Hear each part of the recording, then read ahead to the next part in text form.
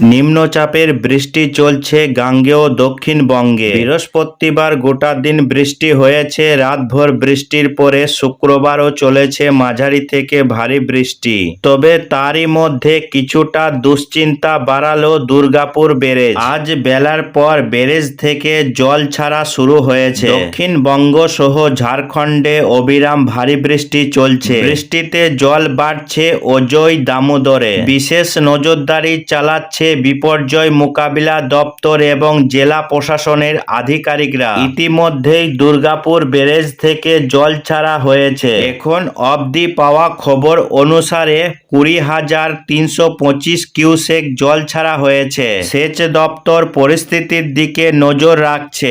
এই জল ছাড়ার জন্য কোনো ক্ষতির আশঙ্কা নেই দামোদর তীরবর্তী এলাকায়। ব্যারেজ থেকে বেশি পরিমাণে জল ছাড়লেই নিম্ন দামোদর উপত্যকায় প্লাবনের আশঙ্কা থাকে। আরও বৃষ্টির পরিমাণ বাড়লে কি হবে? বিহার ঝাড়খণ্ডে নিম্নচাপের বৃষ্টি বেশি হলে জল এই রাজ্যে আসবে। বিহারের দিকে নিম্নচাপ সরে গেলেও দুশ্চিন্তা থাকবে। দুর্গাপুর ব্যারেজ থেকে আরও জল ছাড়া হবে কি, এই বিষয়ে নতুন কোনো খবর সামনে আসেনি। অন্যদিকে নিম্নচাপজনিত বৃষ্টিতে ব্যাহত বাঁকুড়ার স্বাভাবিক জনজীবন। গত 24 ঘন্টায় জেলায় 98 মিলিমিটার বৃষ্টিপাত হয়েছে। হাওয়া অফিসের সূত্রে পাওয়া খবরে এই তথ্য জানা গিয়েছে। এত পরিমাণ বৃষ্টির কারণে নদীগুলিতে জলের পরিমাণও বাড়ছে। গত 2 দিনের টানা বৃষ্টিতে জেলার প্রায় সবকটি নদীতেই জলস্তর বেড়েছে। শুক্রবার ভোর থেকেই বাঁকুড়া শহর সংলগ্ন